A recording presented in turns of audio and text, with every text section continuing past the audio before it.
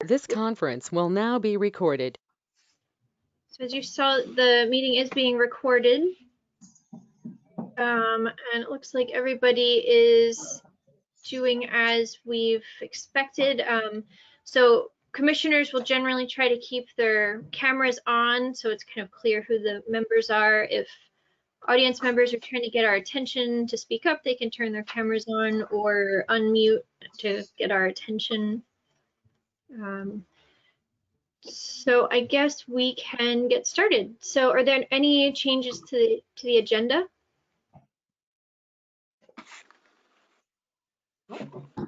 Hearing none, we can move on to open to the public for items not related to the agenda.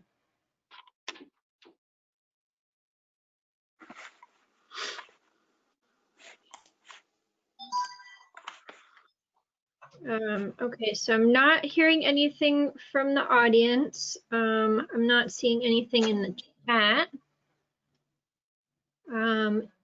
So I guess we can move on to announcements and staff report. Does anyone have any announcements? Monica?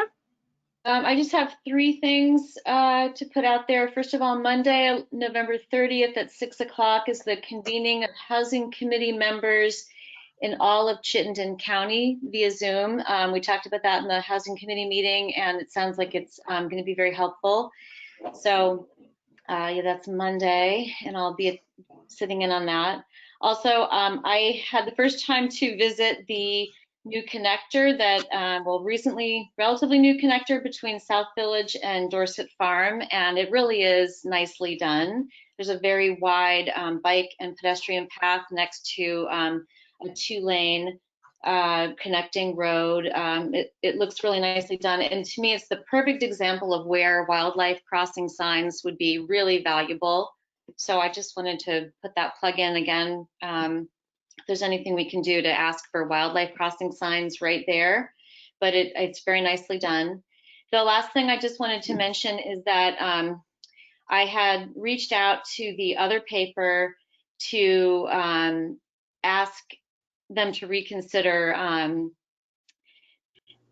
attending our meetings and doing the kind of meeting-to-meeting reporting that they were doing, and it's just not what their plan is for now, so that won't be happening, which I think is unfortunate because especially during interim zoning, there's just been so much that's been discussed, and I feel that there's a lack of communication and understanding in the community about what we have been doing, and without what we used to have in the past, I think it hurts our attempts to inform the community. But in the conversation with the editor, she did welcome our committee to have columns at, I'm not sure what intervals. And I know I brought up before the idea of us sending in a letter, but she was definitely welcome to that. It would be something that we would need to contact them about and request. But I do think that it would be very helpful to come up with a way for our committee to come up with a schedule of sharing information that they will then put in. I don't know if it's a matter of resources, but you know, they won't do the kind of week-to-week reporting that they were doing, but they will accept our column. So I don't know if there's a way we can talk about doing that a little bit more regular, or doing it at all, and then doing it regularly. At some point, discuss that.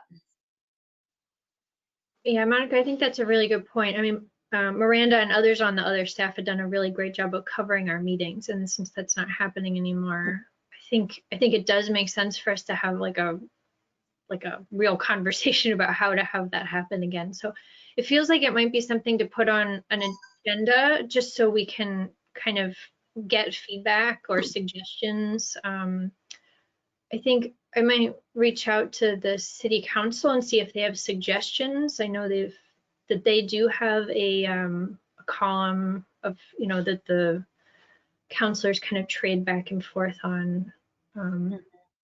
So yeah, I mean, if Yeah, it feels like it might be a bigger conversation than during this item here, but a really important thing that we should follow up on. Yeah, I think it would really help. I think there's confusion out there and old information that still circulates. And if we had that chance, I think it would be very beneficial and just make our entire process going forward smoother when we're talking with the public. So that'd be great. Thank you. Yeah. Monica, this is Paul. One thing to add to that is it's not intended to be a replacement in any way, but we also have the city newsletter that's going out every couple weeks. And if the commission has topics that you would like for staff to highlight, this is all fairly new to all of us. And so, we can start to get information out that way as well. This week's version will, for example, have a summary of the City Council public hearing on the zoning amendments coming up, so that people, in more plain English, so that people can see what that represents and means. And I'm happy to help with that too, in terms of, if there's things that you say, hey, we're ready to explain to people where we're at with forest blocks or whatever topic that you happen to be on, then I think we've got an eye out for it, and we're happy to hear if commissioners say, hey, I think that the timing is right to get something out on subject X. Okay. Well, maybe if it's added to the future agenda, maybe we kind of go through a plan for all of that. Yeah. What the options are, and maybe it can give everybody a chance to think about it and take a look at the city newsletter again to really make sure we're on the same page with what that is. I think Monica has a great point there. I mean, I think we have a lot of different agendas we're working on, and I think sometimes people get focused on only one part of the agenda and don't see the whole picture. And I think if they got a more broad view of what we're working on, just the whole picture sometimes is better than a partial. I think, good point, Monica. Thank you. Yeah, I agree. Other announcements? I think this was in there. I am going to be giving the council an update. It is actually in our official packet here on December 7th. So just an update on where we're at with the natural resources items. Okay, then I guess Paul? Just a couple of quick announcements. One, after your last meeting, I met with the Affordable Housing Committee last week to give them an update, and I'm going to turn my video off because for whatever reason I'm a little shaky at my end here tonight. To give them an update and engage them and help them to understand how to best participate in the next few months of your work. And then similarly, I'm scheduled to attend the Natural Resources Committee meeting next Wednesday, the 2nd, to do the same. I just sent them out a memo for their packet today, and I'll send you a copy of that tomorrow morning, just so that you're in the loop. It's not saying anything new to you, but just so that you're in the loop of exactly what was in there. And if any commissioners wanted to join, you're more than welcome to. And thanks, Paul, for mentioning that. I forgot to mention that. Paul did ask the same question of the Housing Committee that he did ask the Planning Commission last time about what their perspective would be on what the buildable areas in the SEQ might look like. And the Housing Committee did form a subcommittee to help give their perspective back to us. So I think that'll be very helpful. Monica, and then just one, oh, go ahead. Yeah, Monica, can I ask you, is that subcommittee open to folks outside of the Housing Committee, or is it just members of the Housing Committee? So rather than the Housing Committee as a full committee discussing it on the spot, they agreed to break into the subcommittee to answer that. I know that they wanted to make sure to have someone from the development community on that, and Patrick O'Brien is a member of the housing committee, so he wasn't at the meeting, but they assigned him to the subcommittee meeting. If for any reason he can't be there, though, I know that it's important for them to have that perspective. So I think Chris Trombley, I'm not sure if he's in the audience tonight, but I know that they would welcome more comment and feedback. So I think that would be a question for Chris. And is Chris here? Yeah, and Chris actually did just answer that in the chat. Chris said, Monica, we'd welcome outside members. Okay. Okay. Great. And then so the best way to do that would be to contact Chris directly, or if I can help facilitate that if that's. Okay. And then my last announcement is that I met with the Energy Committee last week, and we were talking about largely we were talking about their proposal to council about making headway on a climate action plan. They were also discussing the new energy building codes that have come out for 2020, which includes an optional action for municipalities to require solar-ready roofs on larger buildings. And I would expect that they're going to be coming to you with a proposal in the not too distant future to take advantage of that option. So just FYI. And I've encouraged them to do their homework and come in prepared with having sort of thought through the issues and the pros and cons before meeting with you, so that you can get a complete package of the proposal. So we did have a little follow-up on the housing committee. So Sandy Dooley said that Patrick O'Brien did accept the invitation to the subgroup, and then Chris gave her email as ctrombley@gmail.com if people are interested in participating. Okay, anything else?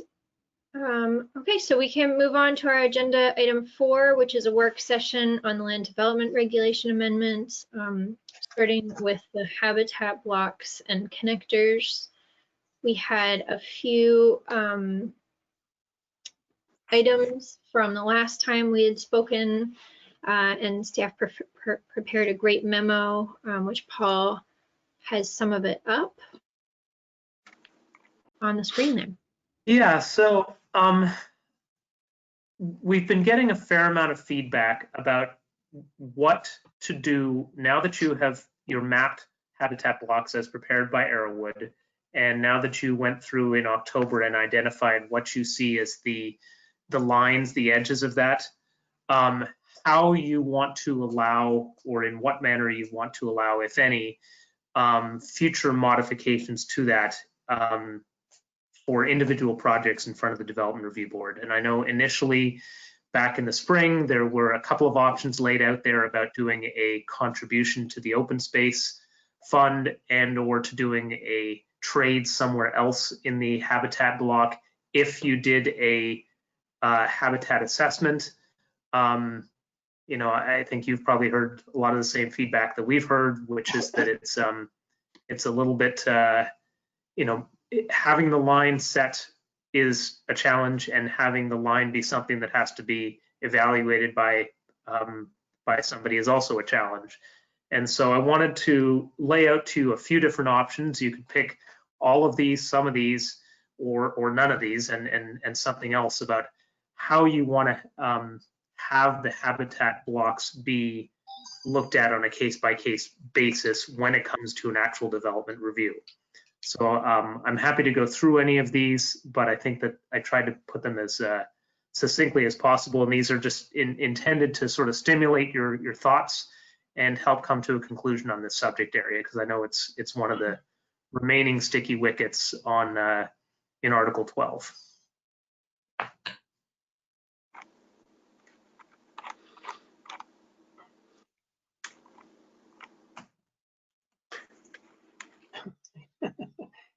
I have a question whether we're talking about an entire habitat block or the land that's outside the the block and its buffer. If it's outside the buffer, I think it's a lot easier for us to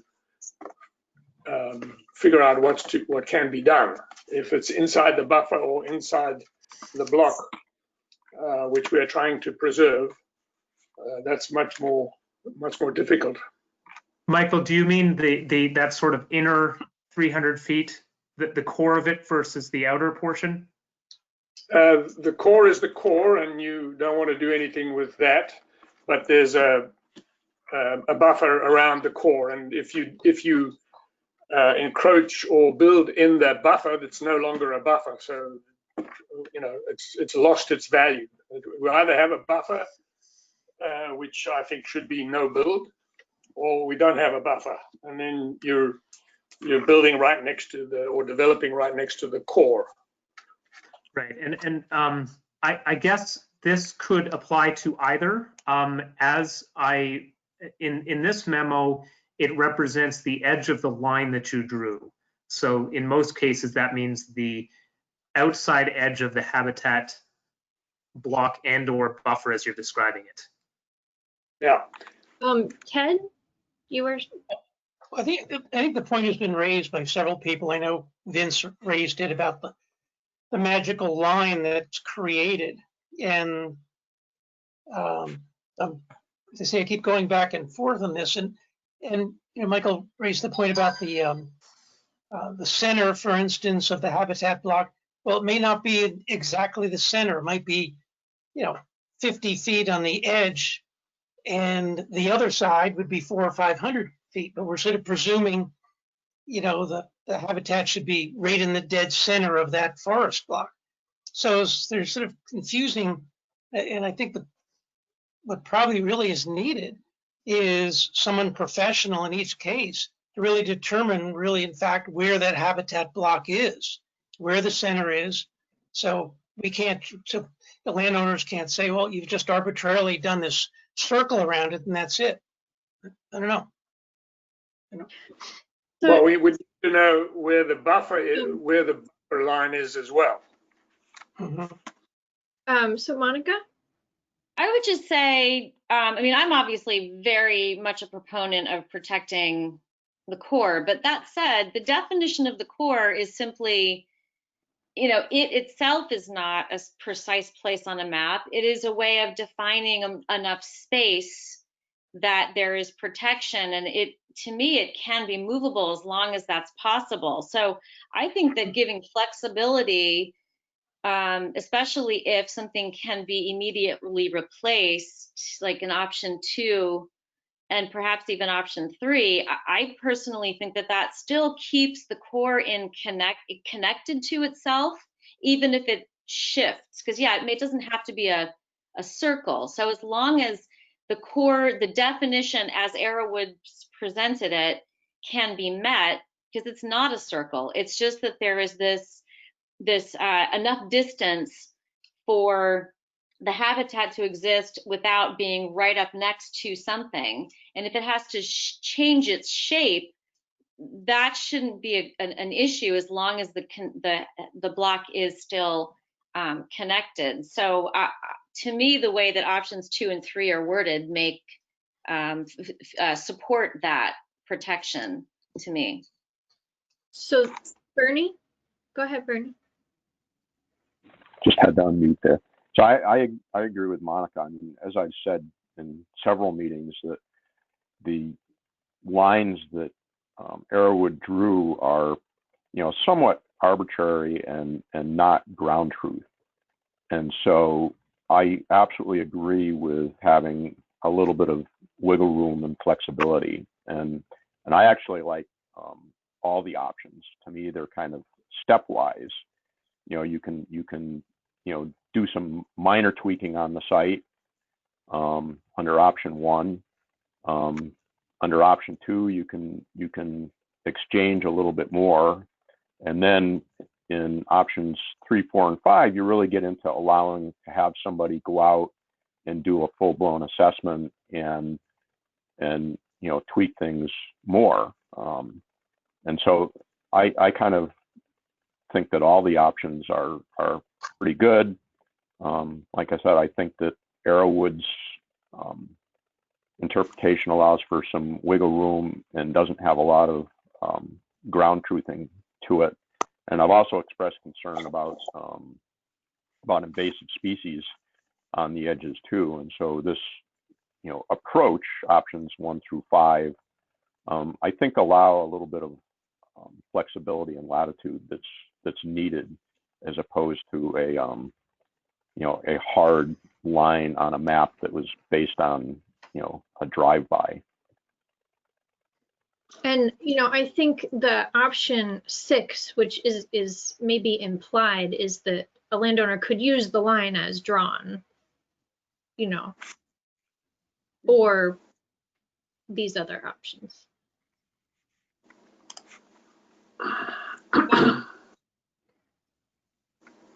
Monica? Oh, sorry. The one that I would remove is option 4, because to me, this is not a matter of money.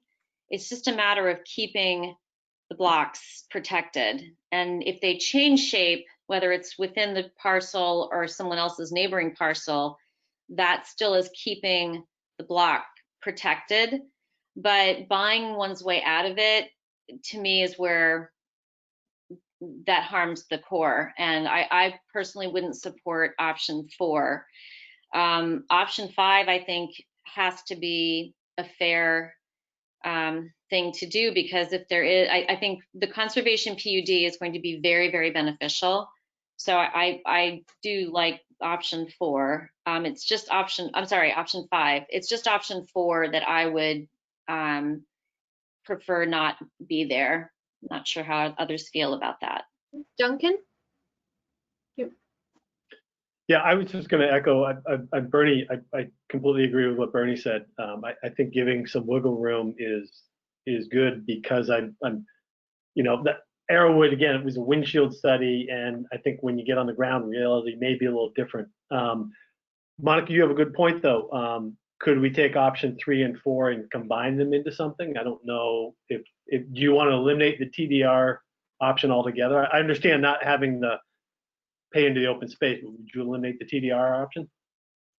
Well, I mean, my response to 4 is that the point is that if you were to take something out of a core and put it in a different open space somewhere else that's not related to that core, then you've damaged that core.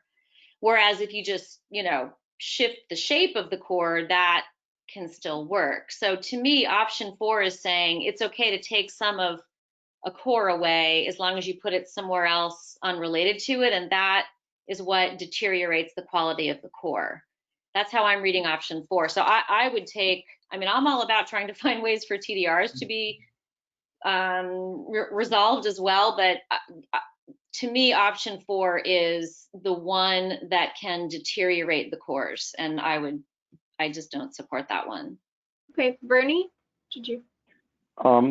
I disagree with you there, Monica, and only because if you look at the second half of option 3, it says land could be removed provided that it does not negatively affect the function of the block. And so I think that that language, at least in my opinion, kind of addresses your concern on having a negative impact to the core area.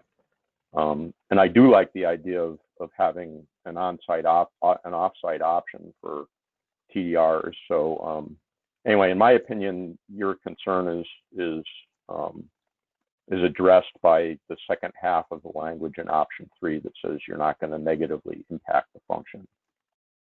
So just to be clear, to make sure we're talking about option 4 properly, Paul, would option 4 require that the habitat assessment is done to make sure that we're not removing an important piece, such as the core? Maybe it would only apply to edge or invasive species areas or something like that. Is that how option 4 would happen? Like that assessment would be done first? That's right. So the intent in option 3 and 4 would be that somebody would perform a habitat disturbance assessment, and they would demonstrate that the portion that they are proposing to either relocate or, in option 4, not have, would not diminish the wildlife function. So it couldn't be right next to the connector to the adjacent habitat block. Or if you would like, we can be clear, and I think it is in there, but we can be clear that it, however you define the core, that it shouldn't be touching the core, that kind of thing. So you can write it how you like, but that is the intent. With number 4, the idea was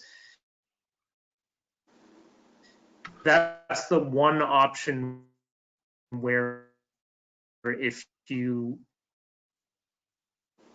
We're losing you a bit, Paul. Yeah. Paul, I think we cut out at the point where you were saying it's the number 4 is the one option where you could something. Yeah, it's the one option where as a property owner developer, you would not be responsible for either finding another site on an area to add on your own site, or finding an agreement with yourself with somebody else that you could pay into either the purchase of TDRs or paying into the open space fund so that somebody else completes that part of it. So that's the thing that number 4 does that's unique. But I'm sorry, can you, as I'm reading the difference between 3 and 4, is that 3 is saying it's okay if you take a piece off of your parcel as long as that same habitat block receives more elsewhere. Right, Whereas so you would then be responsible for demonstrating to the DRB that you have found an agreement with your neighboring property and they're going to do it. That's what option 3 would do. Right. Option 4 allows you to basically buy out of it and either do TDRs or give money to the open space fund and allow the city council to go and do its next purchase, like Eau Claire or Underwood or whatever. Yeah, so that's in that simple understanding, that's the piece of option 4 that I just, for this purpose, I don't agree with it. So when you were saying you didn't agree with it, Monica, I just want to make sure we're on the same page. You were saying that you didn't think someone should be able to buy out and therefore impact the core. Do you feel differently if that option only applies to that outer 100, the non-core, the outer piece?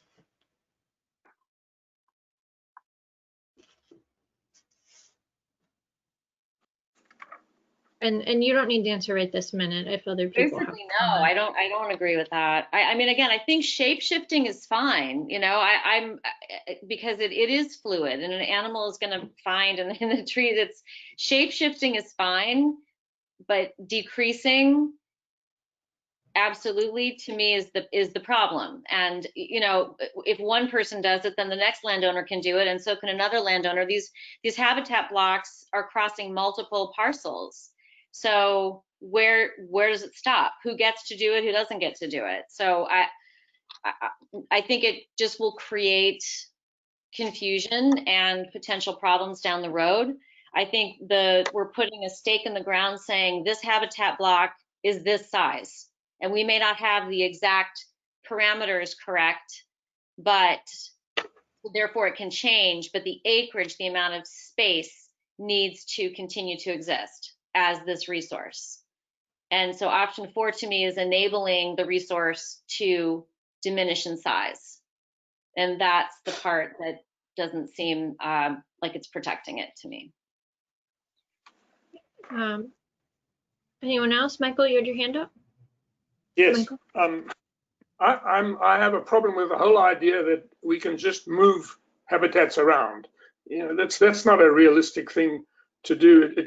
You might have a forest block which has got certain topographical attributes. It may have a stream in it and so on, and it may be 10 acres.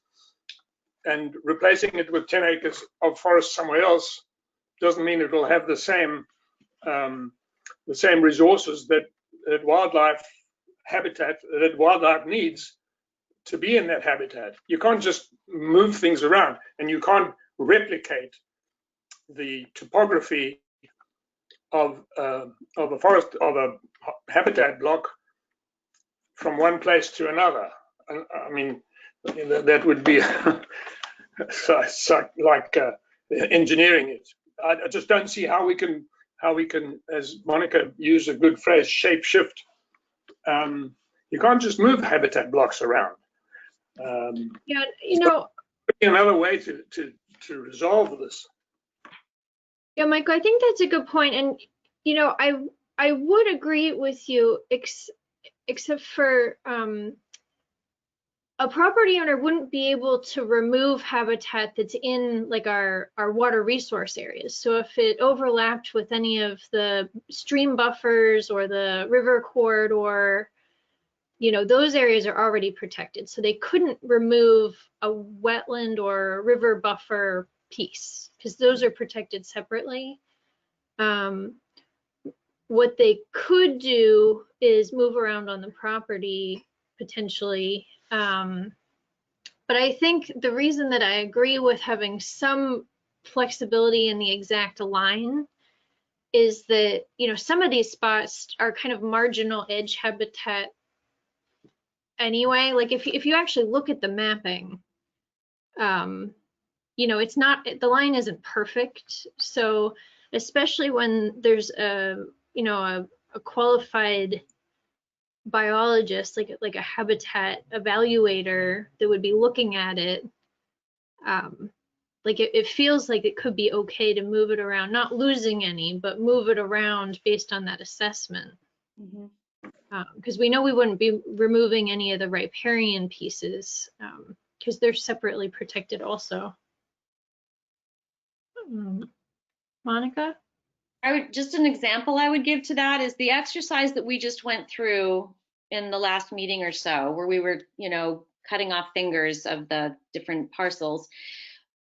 We made some decisions looking at the maps. The reality is when a landowner goes to perhaps do something with that, they might say, you know, actually, I'd like to add back, I'd like to keep some of what you guys removed, but remove another piece of it. And here's the reason why, and here's how it's going to continue to keep the core and protect the habitat in full. So, you know, we made some decisions that seem to make sense to us looking bird's eye view. I think that they should be allowed to have some of that same kind of flexibility. And I can tell you, I mean, we have a field in the back of us, and I see how wildlife uses those fields either when they're active or then they go away when they're not active, when they're, you know, brush hog to the ground, and then they grow back up and they're all back in again. So I think that there's a lot of flexibility with the wildlife habitat as long as it's in whole, it is protected. Right. Anyone else? I mean, it seems like we've heard general support for some flexibility, but maybe some big questions about number 4. Is that generally what we're hearing? Well, I'd like to raise another issue, but because overall it seems that we're offering less protection than in the current LDRs, particularly when it comes to NRP land, because under Article 12B, where it says where a lot is 15 acres in size, is less than 15 acres, the DRB may permit more than one dwelling unit only if, and at the end it says the location of structures, yards, and access drives have no portion in a designated primary natural community and its buffer. Well, these forest blocks and habitat blocks are primary natural communities in the old definition, and so we're taking away some of the protection that we used to have. And I thought the idea was that we would try and increase it. I think that rule for the NRP would still be in place. And then there'd be an additional protection where they overlap, where the NRP overlaps with forest block. Right. Like we're not or land that has been otherwise set aside as open space. So just it's something that I didn't see before. So Michael, my recommendation would be that within the NRP, there's probably some value in updating some of that language, because those are the term that you said there is not defined in the land development regulations.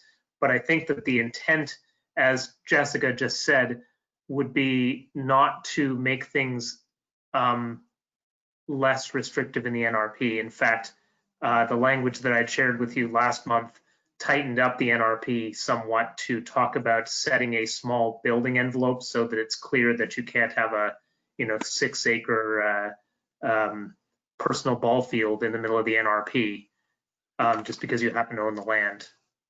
So I think intent-wise, and we can certainly make sure that the language says that. Duncan, did you have your hand up? Yeah, I did. Just going back, it seems to me like we're talking mainly about, I guess, to use Michael's term, the buffer or the outside of the forest. We're not talking about the core in any instance here. Is that correct? I mean, affecting the core of the forest, right?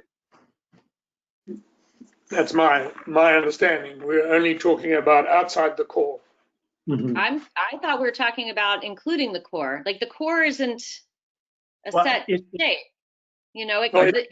can If you change include- shape. If you include the core is gone. No, it doesn't mean anything. I guess in option 3 and 4, it looks like, the language there, you could remove some of the core if you added to it elsewhere. Am I reading that correctly? That's Yes. how I I understand think, it. But although I guess I would say, I'm sorry, go ahead. I guess I would say, Duncan, that it would be in most cases challenging to meet the objective if you went 300 feet into the forested area and not affect its function. I'm not saying it's not possible. I'm not a wildlife biologist, but I think that becomes challenging at that point. Okay. And I think, yeah, I guess my overall statement would be is that if the commission feels strongly that we're more than 300 or 400 feet off in drawing the line, that's something that perhaps should be considered at the policy level rather than at the DRB level. So Paul, you're suggesting that in general, these adjustments, maybe we should actually write that any of these adjustments would be in the outer 300 feet, the non-core. Outside the core. Yeah. Yeah, that's what I was trying to figure out. Is what kind of what Monica area- was talking about. It sounds like you're talking about that too, Duncan. Monica? Well, I don't know if this is possible, but what I was envisioning with this is that let's just go back to a core that's defined by these measurements, and let's say that core, I'm just going to use the I don't know, like the Hill Farm property, because that's the one that's popping in the map to me, and we did remove some of that forest coverage. So if you take the core area that's on that parcel, and let's just say it comes to, I don't know, 52 acres of core, I think if there's a way to shift some of it, so as long as at the end of the day, the 52 acres of core remain as 52 acres, they can be in a different place as long as it's not affecting water or something else. Is the absolute number of 52 acres of core is what meets the Arrowwood's definition of protecting that core habitat. If the shape of it moves, everything moves 10% south on the property, but it's still 52 acres, it will be a shift for the habitat, but it is still providing, as Arrowwood defines it, the amount of space that it needs to be a core area. So But you said we removed part of the western forested area on the hill property. I didn't say western. Well, No, there's you only said one. western. There's only one forested area on the hill property. It's on the west side. No, there's east- a It was East of- scrub that we Yeah. removed. It wasn't even really forested, sparsely. Okay. There's a Yeah. forest block and habitat block and wildlife corridor that runs north south. right. I should have said habitat block. In our exercise, we made some agreements regarding a habitat block. Yeah, so you're right. But Okay. but yeah, if the core acreage remains consistent, that's what the map to me should be locking in. And if it adjusts like it's a bag of jello, that's, so I Well- do envision allowing something that's mapped as core to be shape shifted as long as the overall, but that's just me. So it sounds like that's still 1, 2, 3, and 5, just not number 4, is what Monica's kind of arguing for. Monica, are you saying as long as the acreage is the same? You Or can some move- measure, yes. But land mass, because Yeah. you wouldn't want to exchange 10 acres of arable land with 10 acres of desert. Right. That wouldn't Right. work. Well, So The it standard, has to be like for like. Yes. Paul, do you want to describe the standard? yeah, well, the standard in terms of the like for like in there, and this is, subject to, you're welcome to change it. What we drafted in there back in May was that any land that is added would need to be planted and certified by the wildlife expert that within a period of 10 years that it would be considered to be a transitional forest by a land cover mapping exercise, like i.e. if we did Arrowwood again, that Arrowwood would have identified it 10 years from now as being part of a forest block. But that's that's a draft, and you're welcome to modify that if you like, but that was what we wrote. But Was that is land added, not land subtracted or moved. That's the replacement land. So if you were to remove Okay. X, that would be what you have to add. But there are going to be parcels that have other connected habitat within it. They're just shape shifting it. Sorry, I keep saying that. So that would be identified in the habitat assessment piece.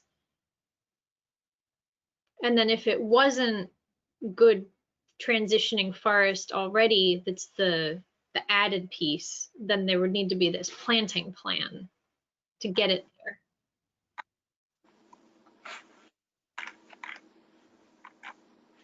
So what I'm hearing generally is that perhaps 1, 2, 3, and 5 can function, but you'd like to see the exact language as to whether it's sufficient. Does that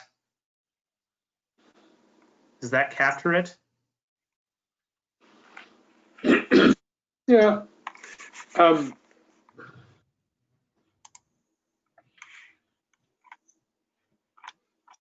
Okay, I guess I think, yeah, that's a yes, Paul. Okay. It's not a yes, I'm not sure. It needs to be studied some more because I'm going back to look at it's under the mitigation via habitat and disturbance assessment section of the draft, right, Paul? Yes, Michael, but I think that's part of the language that I think I wanted to bolster before sort of resharing, because I think over the last few months we've learned a little bit more. So that would be the foundation of it, but I had some additional ideas on how to bolster that language. Okay. Okay, Paul, was that kind of what you needed to get that language set for Yeah. our next meeting on this topic? I think that's sufficient on this topic. Jessica, would you like to go into the next topic, or would you like to, I know that Michael had sent a note earlier. Would this maybe be a good time for that? Yeah, It may not be a good time for it because we're already well into this. Maybe if there's time at the end, or have it as an agenda item on the next meeting. yeah, it was, so Michael sent some comments on the chapter 12 draft language that we had seen previously, but he just sent it like very soon before the meeting. So, I mean, I know I got home from work late, so didn't get to, I saw that it came, but I didn't get to review it. I apologize for sending it so late, but I had too many other personal things on my plate in the last couple of weeks, so I really only got around to it in the last day or two. Okay. But it's very important to me, and I think it should be and will be important for the commission to think about. Well, it sounds like maybe we should read what he sent over between now and kind of the next time we talk. I guess my only suggestion would be if the commission would like to have a full discussion of Michael's concepts and proposals, that if you're not able to get to it and through it at your next regular meeting, which is December 9th, I believe, 7th or 8th, that you may wish to have a special meeting before the end of the year so that you can stay on track on the project and not sort of have this still. It would be nice to have Article 12 sort of in a good shape before the end of the year. Absolutely agree with that. Yeah, Paul, kind of a corollary to that. I'm sorry. Well, I was just going to say a corollary to Paul. Are we going to meet Christmas week? Like, because the one after the 9th is what, the 23rd? So no, your calendar does not have that as a meeting. That's the one meeting of the year that you don't have. Yeah. I'm also out that day, as it turns out. But if you wanted to have a special meeting on the 15th. Well, that's where I was headed. That would be fine. In order to stay on track, since we're not going to meet that second meeting in December, it may be good to have a special meeting around the 15th to stay on track. So I guess I was just outlining the maybe importance of doing that. I was going to ask, okay with that. Didn't I read in here somewhere that by our next meeting, we would have an Article 12 draft together? Yes, and maybe that would be a good timing to have Michael's proposed add-ons if you'd like to review it. Well, if we are given Article 12 draft early enough, we all may have some, Yeah, I mean, there might be multiple commissioners' comments that we can address at the same time. I think that's a good idea. I mean, I agree with that. Getting all the comments, having a good discussion our next meeting, and then maybe having a special meeting to just flesh everything out and get it done. Okay, and we will potentially have comments from the council as well after my discussion with them on the 7th as to the approach. Well, my goal is to, as with the last, since the restart, to get your packet out on the Wednesday before so that you've got plenty of time to review it. Okay. With leftover turkey gravy slobbered all over it. Digital turkey gravy. in your, Well, at least in we're the, all locked in, so we'll have time, right? we're all locked in. Paul, in your next, when you send out that next updated draft, will it be an editable version for the members of the commission? So that If you would like that, I'm happy to do that. Yeah, I'd have to give it to you individually and not have a single editable one because that wouldn't meet the open meeting law. But if commissioners would like a Word version of it, I'm happy to give it to you. well, I don't know about the others, but for me, it's a lot easier to comment. Okay. And My and only then- request, if you do use an editable one, if you can, in some manner, track what you've done so that we're not having to play Where's Waldo on any sort of, comments or edits or things like that. That can get challenging. But yes, happy to do that. Well, in a Word document, we can track changes. Pretty Yeah, sure. and if anybody hasn't done that, I'm happy to give a little mini tutorial, or it sounds like Michael could also. Don't count on it. Okay, so I haven't seen much else from the public on this. So I guess we can move on. You did get one comment from Carol and Alan Long. Arrowwood's habitat blocks are not all forest blocks. Many of them are arbitrary, and some of the Planning Commission's NRP extensions are arbitrary also. So. Great. And as always, we'll make sure to include the notes in here with Sue's minutes. Thanks. Okay, so I guess we can move on to the second piece of this item. Yeah, so this piece is now sort of starting to connect all the dots together. So you've talked previously about how a traditional neighborhood would function and how a conservation PUD would function. Now the next sort of tricky part of it is connecting that into the peculiarities and the unique elements of the Southeast Quadrant.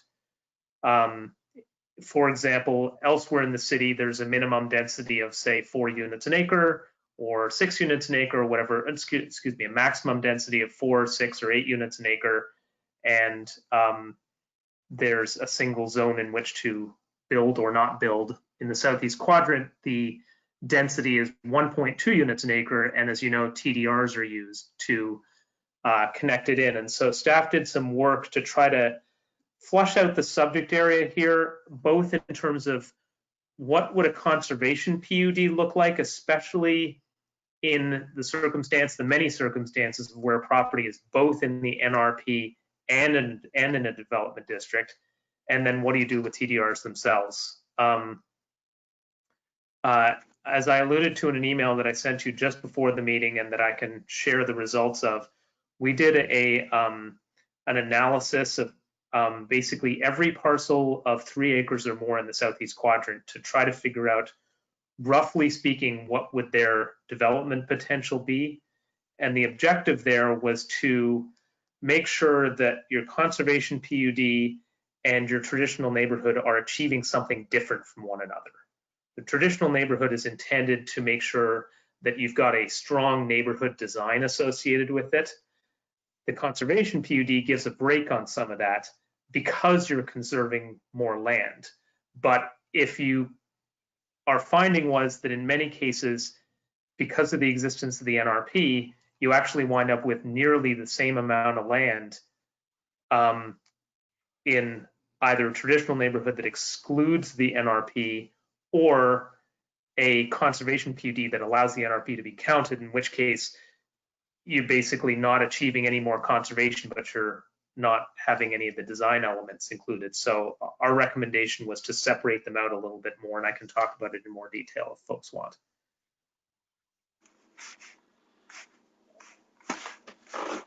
Yeah, yes, please, Paul, because I was trying to follow that, and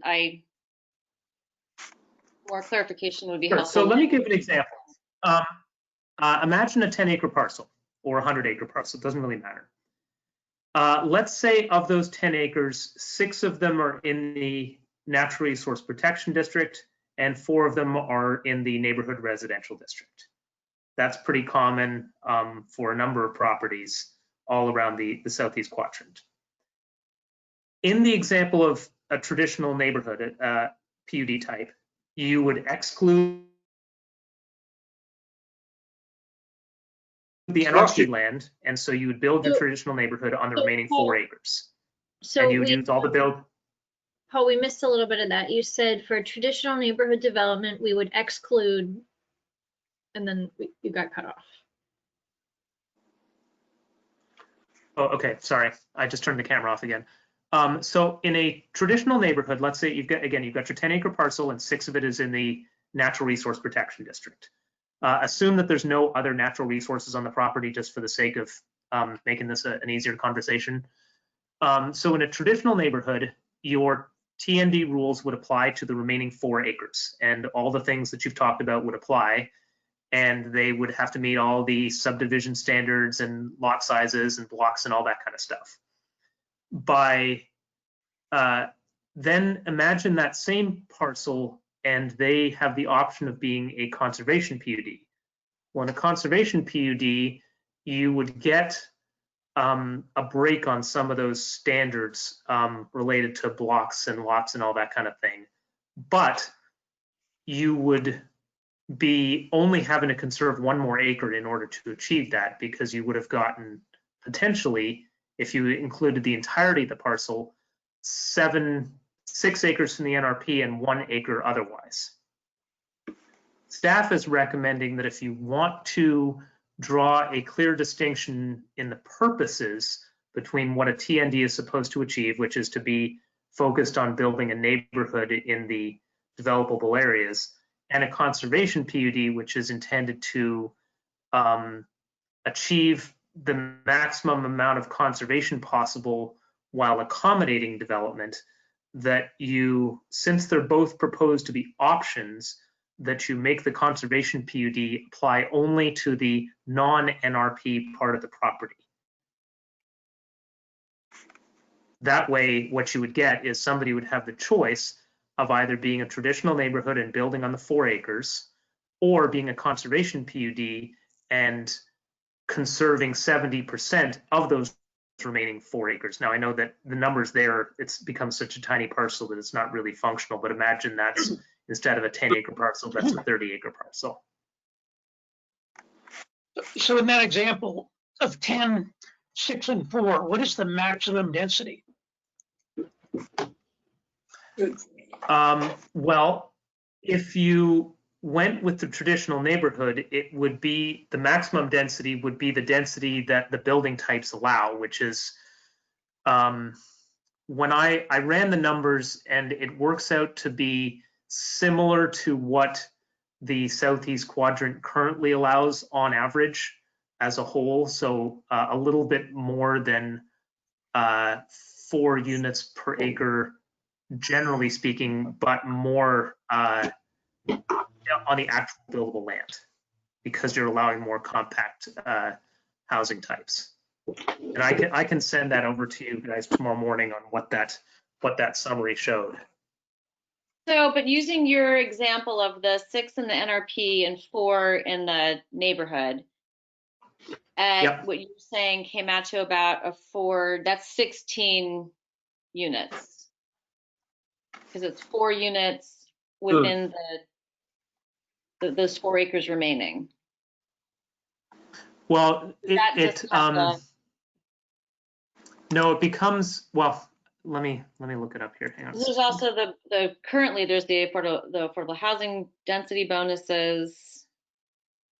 Well, wouldn't the TND wouldn't it just be based on the buildable, like the land capacity, based on that building type zoning we've been talking about? So it'd be 4 acres that would be a neighborhood with the number of units that fit, right? Right. But there are some. What it becomes, Monica, is the current zoning allows you to have an average of 4 units an acre across your, so it becomes about the same as where you were, assuming that you've got sort of a mix of NRP and neighborhood residential.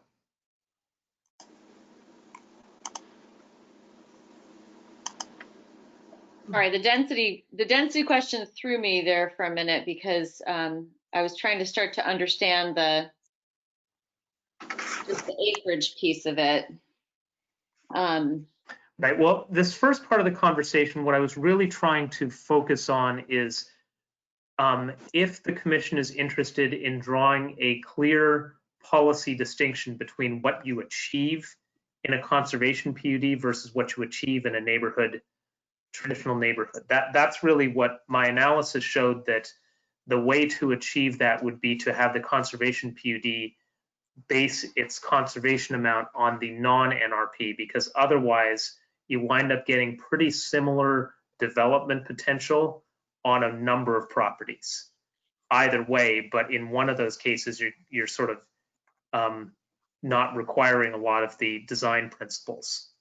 So can I just, without getting into the density quantity, can you take your other, so I have a 10-acre parcel that's broken into the 6 and the 4, with 6 being NRP and 4 being the traditional TND.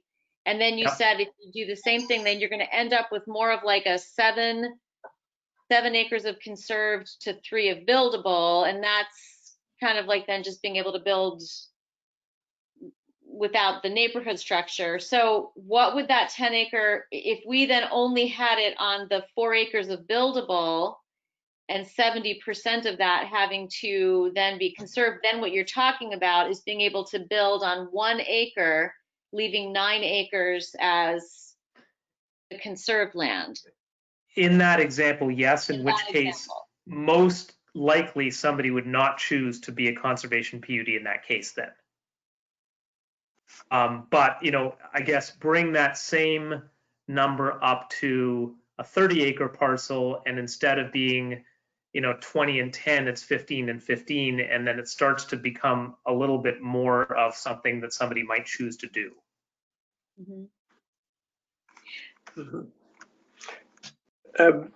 So it's obviously, you're talking about one owner of a piece of property that is partly NRP and partly, say, village residential. The landowner is likely to look upon it as in a unitary way, and I guess that would allow him to build one house on the 6 acres, and the balance of either the conservation PUD or a TND on the remaining 4 acres. Well, Michael, if you have a split property today between the Natural Resource Protection District and some development district, you cannot put any homes in the NRP unless you can demonstrate that you cannot put any homes in the development district for some unusual reason. So if you're split, you don't get to put the homes in the NRP at all. Okay. Like I said, unless it's a very unusual circumstance. But no, so now I'm jumping to the very last question you have in the package. But if we go back to this, I drew the 3 boxes here, and I have my box here with the 9 acres of conservation with the 1 acre of buildable. That's where we get into questions about that density, because if I don't know how many,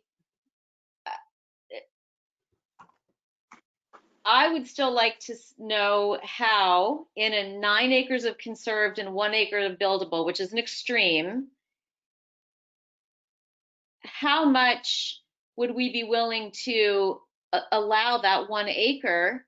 How much density would we be willing to allow there? Because isn't that actually creating potentially one of the best scenarios for the environment, because you're conserving so much land? As somebody commented today on social media somewhere, go vertical. I mean, if you go vertical on your 1 acre, and you're so Monica, the maximum mathematically that you could do there, and I'm not saying that you could necessarily achieve it in this example of a 1 acre parcel of remaining area, but the maximum that you could do is the area from the development district. So the buildable area, so the 4 acres times the development times the maximum density of 4 units an acre. So in theory, you could do 16, but then it has to be in nothing more than a 4-unit building. So in practice, it probably winds up being less than that. Right. Well, so, but that's where I would propose conversations about, for example, allowing TDRs in that kind of instance, allowing TDRs to increase the building size allowable. Because, I mean, if people are really concerned about conserving land, that could create a win-win situation if you can allow the higher density beyond the underlying zoning. So I know that opens up a whole new in the thing. current regulations, it's for if I read this correctly, for village residential and village commercial, its base density is 4 dwellings. I mean, 1.2 to the acre and 4 dwellings per unit. But if you add TDRs, you can go to 8. That's correct. Yeah. Duncan? So to go the other way, what is the minimum density if that's a conservation PUD and that 6, 4, and 1? Could somebody build that one house on that 1 acre? And that kind of touches on the next bullet point you had. Right. Well, I think, Duncan, that was some of the sort of add-on options that you guys started talking about last month. Classically, a conservation PUD would set the minimum density as being the minimum density of the area remaining for development.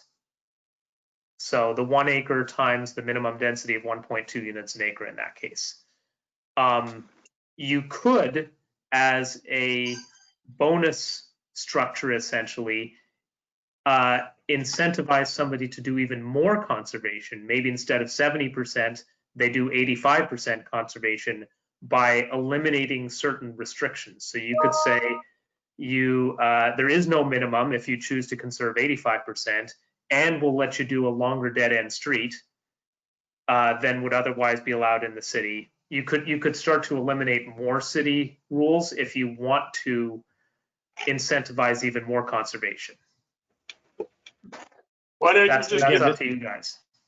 This would all be land outside the NRP. Correct. Okay.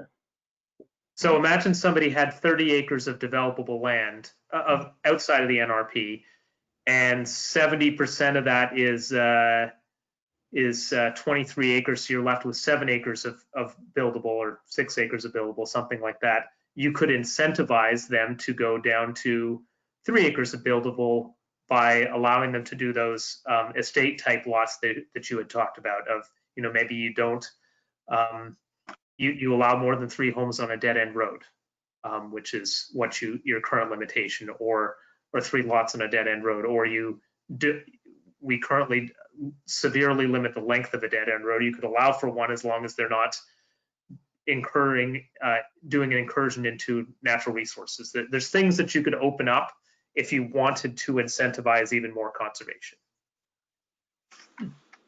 Interesting. But there's no requirement for a dead end road. What are you going to give them? If they're building along an existing road, they don't need a dead end road. Why not give a landowner the option to do what you call estate? What did you call them? Estate lots. In other words, a few 1 acre lots, as we've discussed before, and conserve. The rest is conserved, and not put a minimum number of units. Not specify a minimum number of units. Well, isn't that what Paul was suggesting with, if you conserved the 85%, then you could do whatever size lots you want with the rest? Well, I that guess might the not. question is, yeah, I guess It may not my principle. Go ahead, Go ahead, Paul. Michael. No, It may finish your not thought, be. Michael. It may not leave the landowner if we say 85 to 90% is required to be conserved. They may not leave him or her enough land to do what they wanted to do originally. It depends on the size of the property, I suppose. Okay. I think my Well, primary recommendation is to make sure that you don't unintentionally move towards sort of quote unquote rural sprawl, where you wind up seeing not really achieving conservation or any substantive conservation, and you haven't achieved a city housing goal. So I think my primary recommendation is to say, if you're comfortable and you don't want to necessarily require each property to have to meet a large minimum density to achieve city housing goals, then ensuring that those properties are meeting a different city goal of maximizing as much conservation as you think is reasonable would be checking a different box in the city comprehensive plan and not sort of unintentionally not checking any boxes. Yep. Yes. Yes. Ed? Hey, Paul, what is the definition of working land? You say conservation dash working land. What is that? Yeah, so working land is something that is, I mean, it means that it's not being left as in a natural state. It's being used for agricultural, forestry, that kind of things. It might include things like hoop houses. It might even include, in a very large version of it, it might have a barn. Oftentimes, there's a different PUD type that we didn't get into in a lot of depth here that was a agricultural PUD. But one of the ideas that we were kicking around with a consultant is if somebody wanted to do a traditional neighborhood but didn't want to be buying TDRs, you know, what do you do with the leftover land there? So because if you're saying that you have to be a compact development, but the density is only 1.2 units an acre, you're going to have a bunch of land left over. Maybe that could be a working farm, a la South Village. Mm-hmm. Or, you know, if it's a very large piece of land, maybe it becomes something more substantive than South Village. But it would open up the idea of a piece of land doesn't have to just be either left in a completely natural state or be built upon, that it could be agriculture, forestry, and their ancillary stuff. Yeah. Thanks.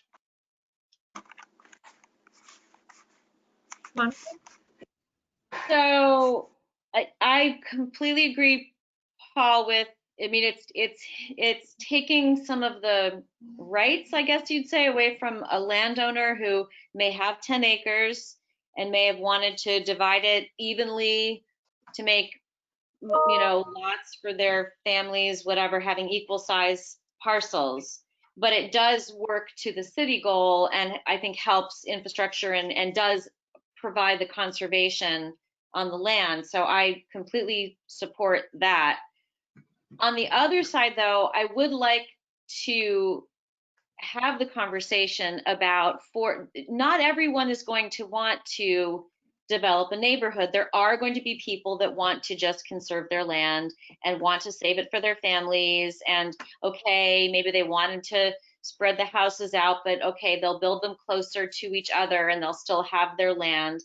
But there will also be some who want to work towards the housing goals that are needed. And so I think having flexibility here is going to be very important. And can we talk about, for someone who might be willing to, you know, completely support an Article 12, protect their NRP, perhaps even protect more, but they simply want to build in a more dense manner within, and let's say that's on land that isn't currently surrounded by anything else. There's no competing neighborhood next to it. are we willing to let a person who has that land tap into TDRs to buy more density than even their underlying zoning?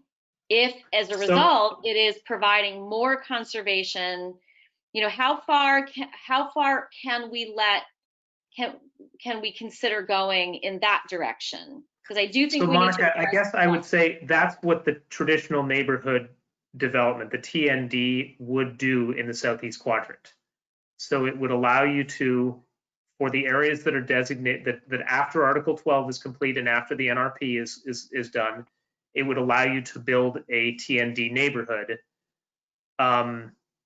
And that would be based on the building types, just as you've done elsewhere in the city, and would allow for a compact neighborhood. And the question for you tonight related to that is, how do you want to interact with TDRs? Staff's recommendation is that you basically just do as you do today, which is that if you go above 1.2 units an acre, then you have to buy TDRs, but the upper end of that only becomes what the TND building types allow. So you're not capping it artificially at 4 units an acre. You just allow a TND to exist, and if they're able to buy a couple more TDRs and fit it into the building types, that's the whole point of a TND, to incentivize compact neighborhoods. But I guess it's the building types. Can we be open to allowing that to be pushed as well? Because if we're saying that in the SEQ, it's capped at the 4 units. No, it's not capped. It's, oh yeah, well, per building. I guess my suggestion on that, Monica, would be as soon as you're sort of comfortable with the general framework we've talked about now, my goal is to, I guess at your first meeting in January, to have the building types, have you actually look at them and decide whether that's what's the right fit. And then you can talk about bonuses on top of that. If it's worthy, you may find that the building types achieve exactly what you're looking to do even before you go to sort of do add-ons to it. But I think that's the next big piece of this puzzle. Okay, so I guess I'm just asking as we go through this, and I liked what you were saying, Paul, it's if we're going for conservation, then the building that is there is a little bit closer together so that it's allowing for the conservation.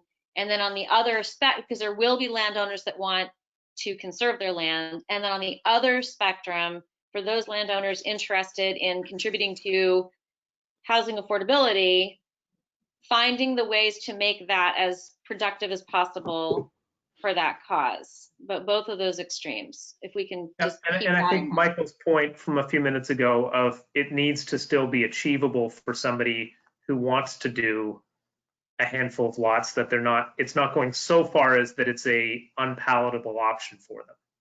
But ultimately, as I said, you know, my strong recommendation to the commission is make sure that whichever tools you're deploying are meeting comprehensive plan goals, whatever they may be. And the TND in a lot where it's allowed would be clustered, dense, and right. Those who would be fortunate enough to live in a TND, they will have open space, which isn't the case elsewhere.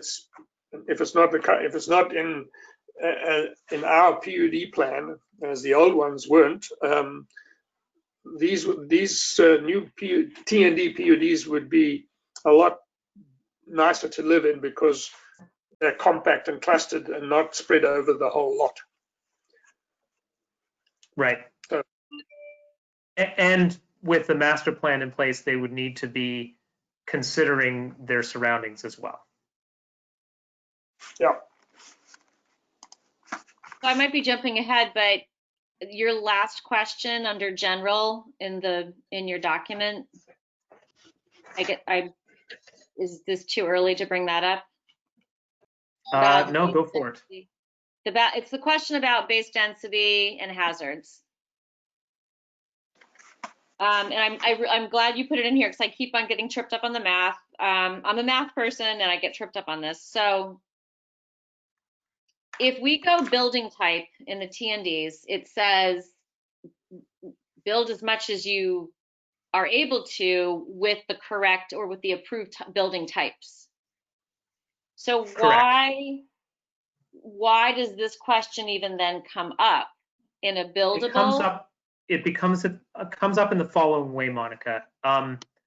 It's staff's thinking that you're not intending to throw out the entire TDR system here, that you're still trying to retain its functionality, especially in terms of making sure that property owners in the NRP are still valued for that.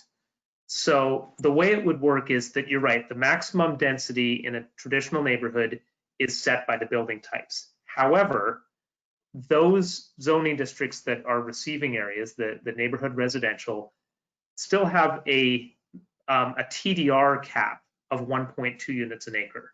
And so you would need to, there's no upper mathematical cap on how many units you can build, but just like today, anything above 1.2 units an acre, you'd have to buy TDRs for. And what I was saying in that bullet point was, if you happen to be a split property, it might still be reasonable, but this is for you to debate.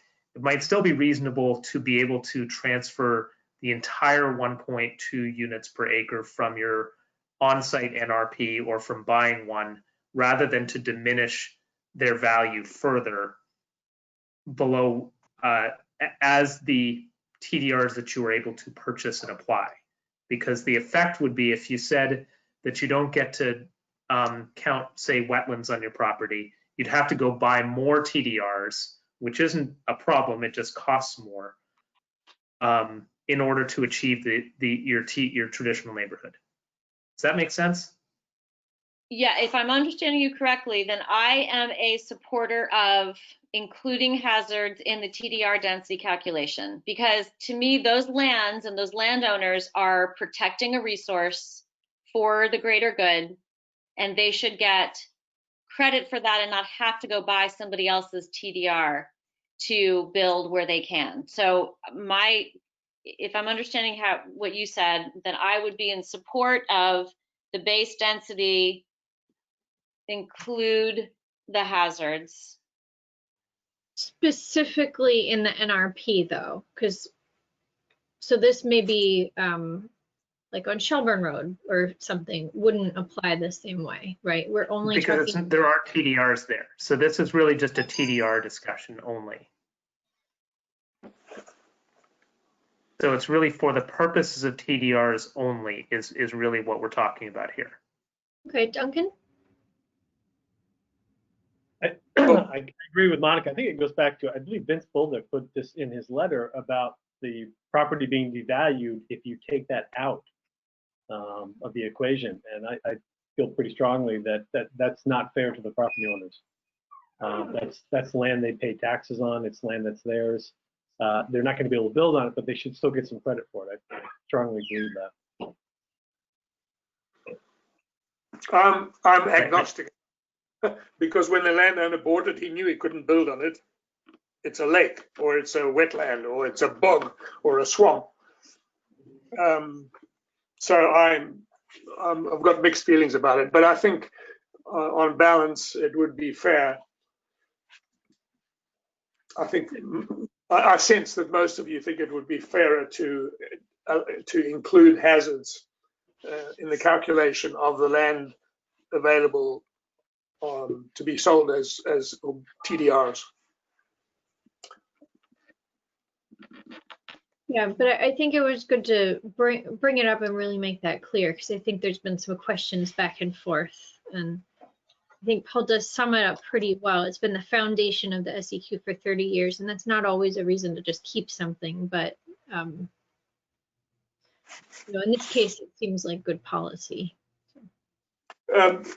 Thus far, Paul, when a landowner tries to figure out how many TDRs he or she can sell, it's included the entire area of the land, has it? All the area in the NRP, yes. That's how it's been calculated today.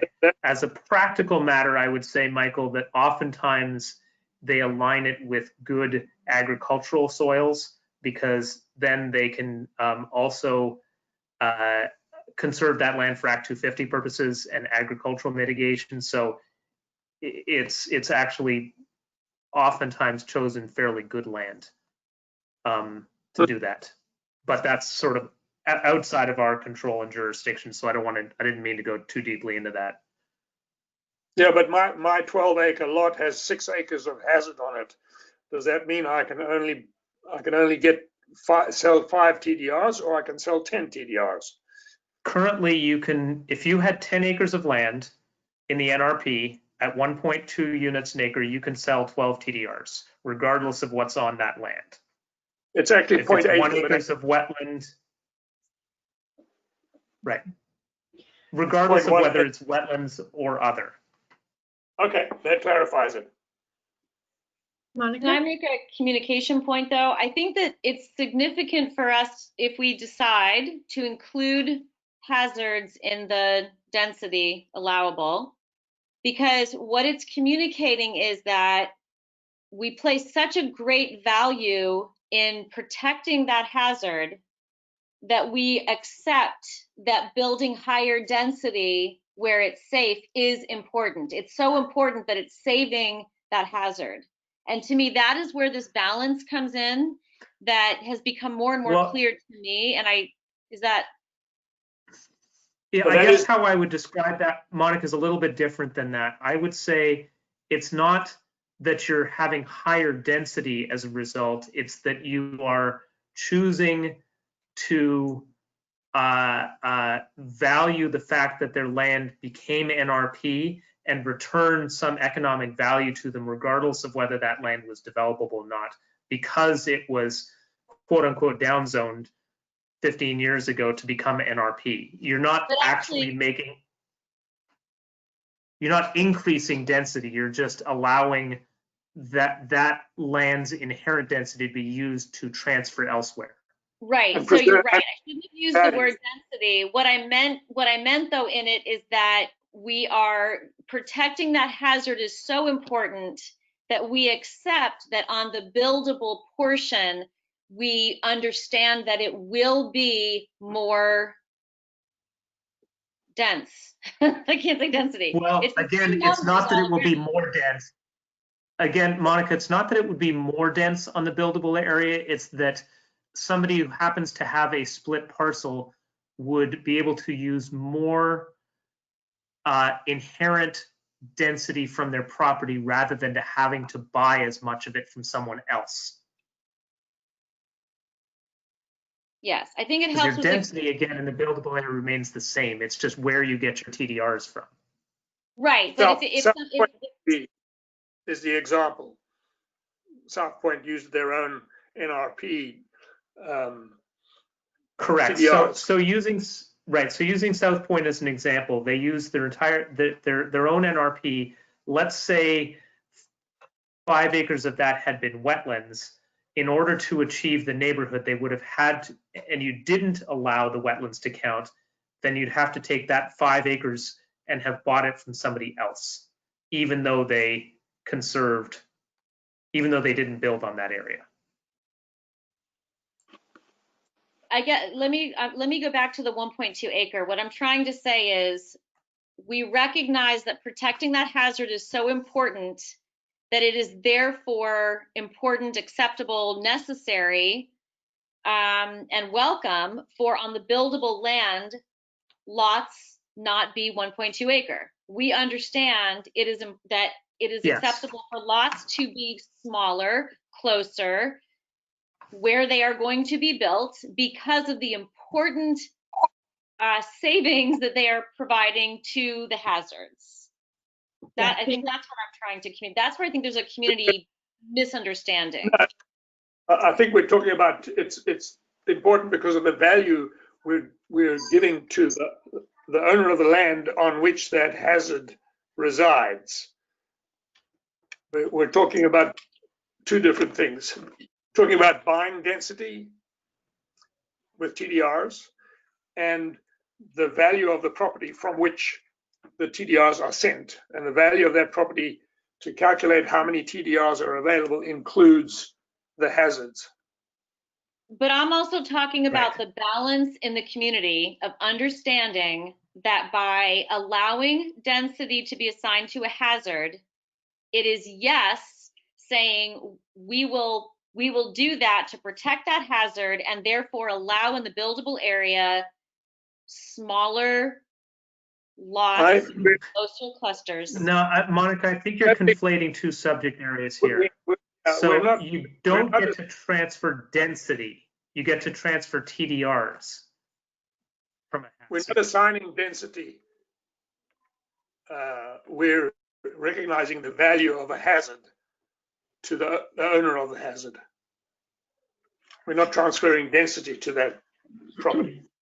We're transferring density to another property by using the TDRs that that landowner has available to sell. So we're giving, But they can also use it on their own property. They can move, and going back to our 6 and our 4 on a 10-acre parcel, they can use all of it on their 4 acres in a It is- buildable. Yeah, using- Monica, you're not wrong. And like, instead of that buildable area only being developed at 1.2 units per acre, you would take that 1.2 plus add the density from the conserved area. So you are right. You are increasing the density. So let me try to be clear here. There's two subject areas. One is density, one is TDRs. They're not exactly the same thing. So in the example of a property that is split, the area where you can build has a maximum density that is based on the buildable area and also the forest blocks if you happen to have forest blocks outside of the NRP, but does not include the hazards. And that equals, 4 units an acre or something like that in the buildable areas. In order to achieve that, anything above 1.2 units an acre is going to need to bring in TDRs either from on the property or from somewhere else. And what we're talking about here is that the TDRs would be able to be calculated from your hazard areas. Does that make sense? So that you're not having to go buy more than from somewhere else. Yes, makes sense. Yes. Paul Engels? There is a different point of view, however, and that is the point of view of the development, and that a system like this encourages development because you are taking land that would not be developed and turning it into land that will be developed. So instead of only being able to develop the 6 acres that are buildable on the 10 acres, you're developing 12 units someplace else. So it's a system that encourages development, unfortunately. Are there any remaining questions from the memo? I know we talked through a lot of it. Paul, did you get? I think somebody needs to answer Paul, because yes, it encourages development, but it encourages dense development where development is allowed or appropriate, if I understood that correctly. Was that your question, Paul Engel? Right, yeah. Yeah. If there were no TDRs, then that person would have 6 acres of developable land and could develop, 7.2 units or something like that. But Yep. using a TDR with land that is both buildable and hazard allows the building of 12 units. Mm-hmm. Yeah. Well, and that's I think that, to answer your question partially, Paul, one of the problem statements that the commission had identified at the beginning of this project was the repeated instance that we've seen in the city of 5 acres of land being built at a slightly sub Act 250 level with, say, 6, 7, 8 homes or something like that. and then all of that land is consumed, but for only a handful of homes. That doesn't entirely answer your question, but I know that that was part of the objective of the commission, was to make sure that if it's going to be built as a neighborhood, that it not be consuming land that can't then become more homes. Right. Yeah. There is The best and worst example of that, recent example of that, the best and worst is the land adjacent to Autumn Hill Road, Betty Goldberg's development, where they spread the houses over the entire property. There's no open space at all. It's not clustered together. It's spread out. It's the worst of all worlds. I don't know if you're familiar with that one, Paul. I'm familiar with Betty Yeah. Gold, not the property.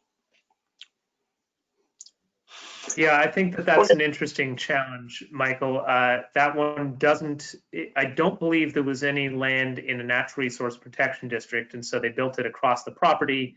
There were several sort of strings of wetlands in there that had them sort of disperse the homes, but there isn't any kind of a real neighborhood feel to it. And there isn't any, there's no civic space, there's no park space associated with it. And they didn't have to go through Act 250. I think oddly they were oddly a project that went a hair over the Act 250 threshold. I think they were 12 dwelling units, which is very rare. I think it did go through Act 250 oddly, but I could verify that for you. Okay. But there are many others that have not. Mm-hmm. I think that I have sufficient feedback for what I need at the moment. I did want to sort of flag the one question, which I don't expect you to answer tonight, but just sort of the general question of what you want to do in the interface if property A chooses to be a conservation PUD, and then next to it, they decide to build a full neighborhood, and then next to that, they decide to build a conservation. Is that okay? And are there is there any discomfort with that sort of gap tooth? But I think that maybe once you take a look at the map, that will help. On looking at the context of surrounding properties, for example, I wouldn't necessarily have a problem with that if the conservation, and of course it depends on the resources on site and all the other stuff, but just conceptually, I wouldn't have a problem with a conservation PUD with, the built part being right next to the neighborhood of the surrounding one, and then the same on the other side. But, it depends on the resources and everything else. But conceptually, I could see where it could be done if the context of what was around them and the resources allowed it. Call from Anne Chartrand. Answer the phone. That's not I don't me. have a problem with it either, but I feel the opposite to Bernie. I think that the open space part of the conservation PUD should be contiguous with the TND that is between these two conservation PUDs. I mean, people living in that TND got it made because they've got open space around them on either side. So context and layout and sort of regional planning, if you like, plays a role. But I wouldn't have a problem with that, Paul. With the question you posed. Monica? Okay. My perspective is it should all, if the build type PUD is contingent on what else is around it, as Bernie was beginning to say, and let's say there's 3 lots or whatever, 5 lots that nothing is on right now, it kind of seems like it's the first person in is going to set the tone for everything else around, and I'm not sure if that's fair. If it's known what the maximum allowables are across the board. It just seems like the maximum allowable should be known and expected. Yeah, and And I don't think, Monica, I think that the intent is not, Monica, the intent in the TNDs is not to say that it is directed by what's next to it, but rather that it is appropriately transitioned from what's next to it. So, and I think that you're raising a really important point, that you don't want the decision of property A to indefinitely and forever dictate property B, because then you wind up with a sort of a race to the bottom in that case. But the context becomes important in that case. And so I think that's where we would encourage you to focus. Well, don't we sort of have that situation with Highland Terrace, where there may have been 5 homes and now there's 5 or 6 lots, all of which have 3 houses on it. So suddenly you have this big neighborhood without really any planning. But, you know, our zoning is such that allows something like that. Duncan? Or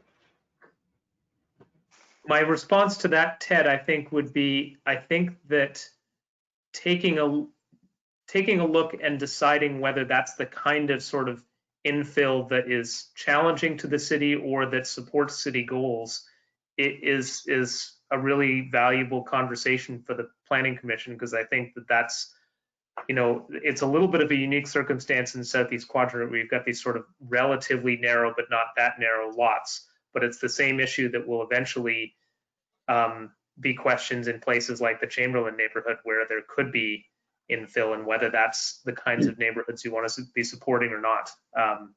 That's a great policy question. Paul, my question had to do with the transition part from property to property. Is there any language in the PUDs right now that addresses that? I don't remember. I can't. We've looked at it so many times. You've not seen that language, which is why you're not remembering. I just got the first part. I'm supposed to be getting it before the end of this month, all of the PUD language. So I will. My understanding is that it will have transitions in it, but that's what we're awaiting. I think that probably the kinds of transitions that was originally thinking of was what happens if you have a neighborhood where it's 2 houses per acre and then you're going up to a TND. It may be a little bit more challenging, and you're going to have to think about what do you want to do if it's conserved land to a TND. Michael's point of people love being next to that is a well taken point. And at the same time, the person who owns that sort of conserved land may not be as excited to see a neighborhood right next to them. So being explicit and clear as to what you want to achieve once you've seen the draft, so that the DRB has clear guidance, would be great.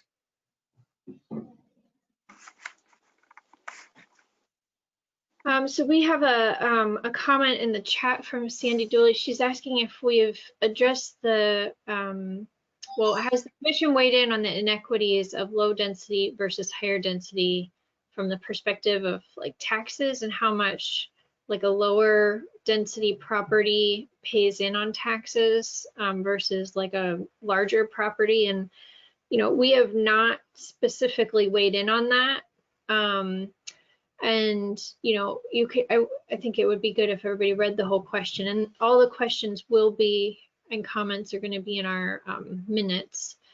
But we have not weighed in on that specifically, but it is one of the reasons why I think the city council did the economic studies, and why we're looking at doing minimum densities and making sure we're having kind of efficient use of land with the TNDs and PUDs. So, I mean, I think that her question really ties into, you know, kind of part of the reason for having an efficient use of land where we are having development occur.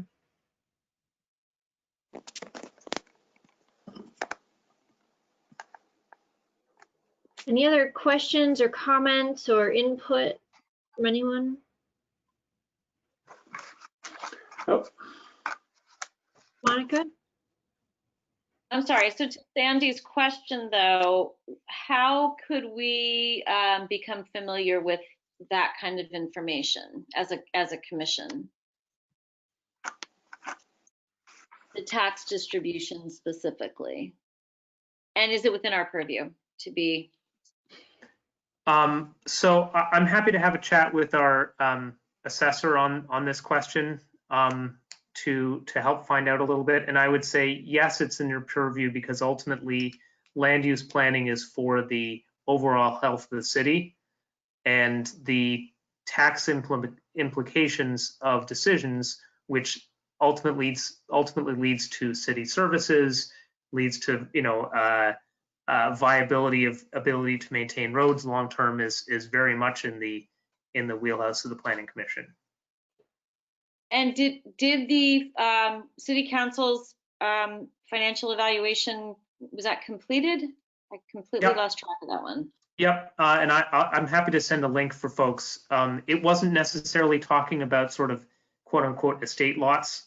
It was talking about value per acre of land that is left in a conserved manner, but I guess you could make the case that a conservation PUD that sets aside a fair amount of land could consider that value. That's not necessarily taxable appraised value, but it is a manner of thinking about it. It's value from an ecological economics perspective. Yeah, Paul, I think that would be helpful to have that link because it seems like not everyone saw that when it got presented to the council. Sure, I will absolutely send that over tomorrow. Great. All right, that's all I had at the moment, other than the minutes for the meeting. All right. So we need a motion to approve the. I move to approve the meeting minutes of October the 28th, 2020. And November 10th, right? And November 10th. Mm-hmm. And then the next motion is to approve the meeting minutes of November the 10th, 2020. Second. Okay. Well, all in favor of the approval? Aye. Okay, looks like positives right. for everyone, unanimous. Okay. Everyone, thank you very much. Have a wonderful, if very unusual, Thanksgiving this year. And Thank Yeah, you, I'm not everybody. sure how healthy it's going to be quarantined with a bunch of turkey and pie. As long as you've got something Go for a to walk with one person. something to cut the fat, mainly wine. You start eating too much, go and look at your Article 12 draft and put in some comments. Thanks, Need more everyone. wine for that. This will be the second time in over 20 years that I haven't had Thanksgiving with my children and grandchildren. And so Penny and I have got a little ham for the two of us about this size. That's going to be